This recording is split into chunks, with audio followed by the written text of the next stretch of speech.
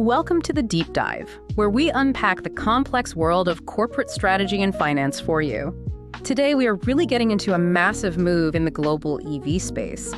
I'm talking about the now completed privatization of Zeekr by its parent company, Geely Automobile Holdings. And this is such a fascinating case. I mean, it's not just a financial transaction. When you see a major publicly listed EV brand get delisted from the New York Stock Exchange so soon after its IPO, you have to ask, what's really going on? Right. For Geely, this is the final piece of the puzzle. It's the last step in a huge strategy reset they've been calling the Taisu Declaration. Yeah. It basically screams that operational efficiency is now way more important than having access to U.S. capital markets. Okay, so let's get into the immediate results. The deal is closed. For anyone who's been following this, what does the new company's structure actually look like? It's actually pretty simple now.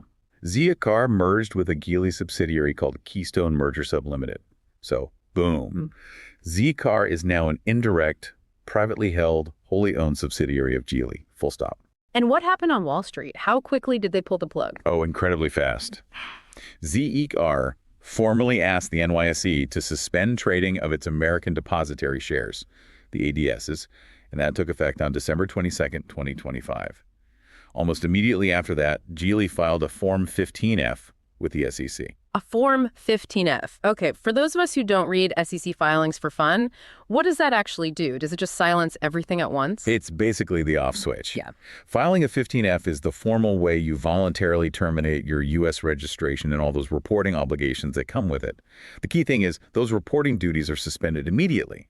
And then within 90 days, they're gone for good, as long as the SEC doesn't object. Getting out from under that regulatory microscope was a huge part of the goal here. So Geely is really just saying, thanks, but no thanks. We're taking our ball and going home, which, makes you wonder about their own financial strength. You need to be in a strong position to make a move this big. And they absolutely are. That's the critical context. Geely is a giant, valued at around $22 billion. Their financials are solid. They're trading at a pretty attractive PE ratio, about 9.42, and their revenue growth is almost 30% over the last year. They had the muscle to do this without breaking a sweat. Right. That makes sense. To really get why this was so urgent, though, we need to look at the timeline. Geely is public for, a year and a half? It was an incredibly short run. That timeline tells you everything. Geely listed on the NYSE in May of 2024. Just 1 year later, May 2025, Geely drops the non-binding proposal to take it private. By July 15th, the deal was signed. The whole public life of this company, from IPO to privatization agreement, was less than 2 years. It suggests a real fire was lit under them. And that fire leads right back to the Taisu Declaration you mentioned. This wasn't just Geely buying an asset. It was a total pivot away from their old way of doing things. Precisely. The Taisu Declaration from September 2024 was Geely saying, we're done with brand sprawl. For years, their strategy was just, create a new brand for every possible niche. But in the EV market, that just led to chaos. So they were cannibalizing their own sales. Massively. It was inefficient. So the declaration was a promise to shift from more is better to a model of ruthless efficiency. This new structure is all about that. You've got two pillars. The Geely Auto Group for the mass market, and now this newly supercharged Zeekr Tech Group. And that Zeekr Tech Group is key because it now includes not just Zeekr, but Lincoln Co. as well. Correct. And that integration happened first, which showed how serious they were. Zeekr took a controlling 51% stake in Lincoln Co. back in February of 2025. Yep. They had to do it. The two brands were basically at war with each other internally. An internal turf war. What did that look like? I mean, it was product overlap, plain and simple. You had the Zeekr 001 and then the new Lincoln Co. Z10 sedan. They were competing for the same customers, using the same underlying tech. Management woke up and realized they were spending a fortune to compete with themselves. More than they were competing with Tesla or BYD. Exactly. So bringing Lincoln Co. under Z-Era was step one. Taking the whole thing private was step two to make sure the parent company could enforce discipline from the top down. Okay, so let's talk about the shareholders who got bought out. Geely had to acquire about 33.6% of Z-Era. What did that deal look like? The whole thing was valued at around $2.4 billion US. If you took the cash offer, you got $2.68 per share or $26.87 per ADS, since one ADS is 10 shares. And that was a pretty good premium for them, wasn't it? Oh yeah, very substantial. It was an almost 19% premium over the last unaffected trading day's price, and it was over 25% higher than the 30-day average price. Geely was clearly willing to pay up to get this done quickly. What about the investors who took the share swap option instead of cash? They got Geely stock. The ratio was 1 Zeekr share for 1.23 new Geely shares. Based on that math, the new Geely stock was valued at about HK 17.15 cents, or roughly $2.18 US. And this is where it gets really interesting when you look at how Zeekr was valued right before this all went down. This is the opportunistic part of the deal. The valuation metrics are, well, they're pretty telling. Based on what Geely paid, Zeekr's implied price-to-sales ratio was just 0.69. Wow, 0.69. How does that compare to its rivals? It's incredibly low. The average PS for similar Chinese EV makers was closer to 1.86. So Geely was buying this high-growth premium EV brand at a massive, massive discount. Like buying a luxury sports car engine at a salvage yard price. That's a perfect analogy. Oh. And on the flip side, the Geely stock they were issuing in the swap had a PE ratio of 9.54, which is right in line with their competitors. Yeah. So they weren't really diluting their own value to get this underpriced asset. So the big question is, why was Zeekr so cheap? What kind of financial pressure was it really under? Well, despite the amazing revenue growth, it was just hemorrhaging money. In 2024, revenue was up 47% to almost 76 billion RMB. Huge numbers. Huge. But they still lost 5.8 billion RMB. They were growing fast, but they were burning cash even faster. And I imagine the balance sheet showed that stress pretty clearly. It really did. By the end of 2024, Zeekr had net liabilities of over 10 billion RMB.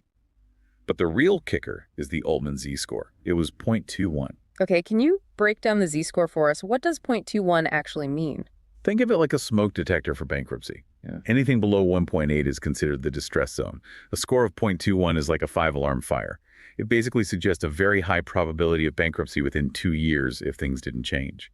So this wasn't just a strategic move, it was a rescue mission for an asset that was collapsing under its own weight. That makes so much more sense. And on top of that, the core Zeekr brand itself was seeing sales contract a little bit, right? Even as the combined group with Lincoln Co was up. Exactly. The core brand was stalling. So with full control, Geely is expecting these massive specific benefits. Let's talk about those. The cost savings they projected were enormous, especially in R&D. They're staggering. Geely thinks they can cut annual R&D spending by 10 to 20%. That's up to 4 billion RMB, or about 570 million US dollars, every year. You can only do that when you stop having your own brands fighting each other with parallel research projects. That's the real payoff of ending the brand sprawl. But let me push back a little. They're planning to fold ZS 300 retail stores into one big sales network. Isn't that just going to create a new kind of turf war between salespeople for different brands? That's the million-dollar question, isn't it? It's all about execution. Geely's bet is that because all these brands, Zeekr, Lincoln Co, Geely Galaxy now pull from the same tech platform, the SEA architecture, they can manage that conflict from the top down. The efficiency gains are supposed to outweigh that sales friction. They're targeting 710,000 vehicles for the Zeekr Tech Group in 2025. And a big part of that is looking outside of China, I assume. Absolutely. The plan is to use Zeekr's experience in Europe and, this is the brilliant part, plug it into Volvo's existing global after-sales network. It dramatically lowers the cost of expansion.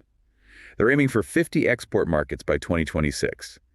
This transforms Zeekr from a struggling startup into the tip of the spear for Geely's global EV push.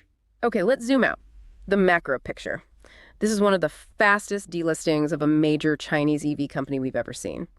What message does it send when a nearly $7 billion company just vanishes from Wall Street? It sends a pretty chilling message. It says the regulatory headaches and the political climate in the U.S. just aren't worth the trouble anymore, especially if you're not getting a premium valuation. And the environment itself is getting tougher. Right. You've got proposed NASDAQ rules that could require bigger IPOs, larger public floats. It's becoming a much harder place for smaller Chinese firms to list. For Geely, taking full control means they can just focus on the tech, on the product, without all that external noise. Which brings us back to the technology. That's the real prize here, right?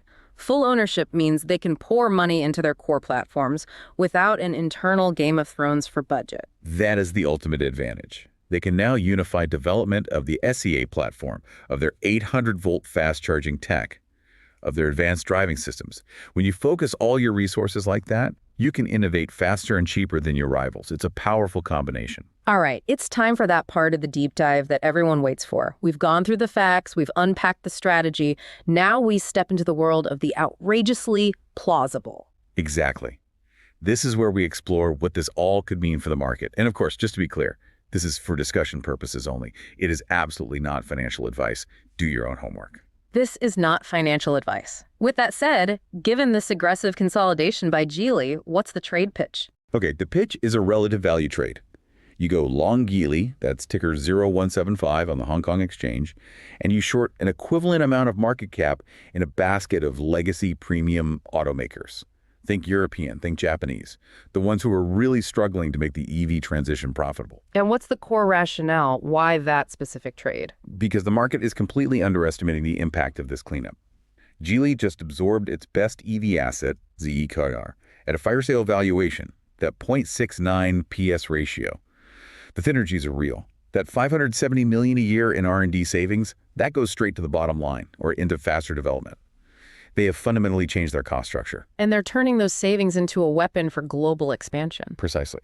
They're now set up to roll out premium EVs globally at a speed and a cost that the legacy players who are still paying for their old gas-guzzling infrastructure simply cannot match. Using Volvo Service Network is the secret sauce. It lets them attack 50 markets by 2026. That is going to cause serious margin pressure and market share loss for those established premium brands. Geely just built an efficiency engine. A fascinating take. The privatization wasn't a retreat, it was a reloading. And if you want the one big takeaway to think about, it's this.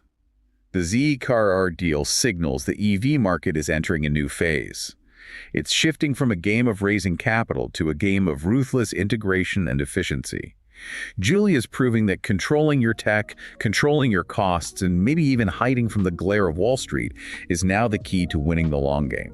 Operational excellence is the new currency. Speed and strategy over market prestige, an incredible deep dive into a huge corporate shift. Thanks for breaking it all down for us. My pleasure. It was great to get into the details. And as always, please remember, this discussion is for informational purposes and is not investment advice.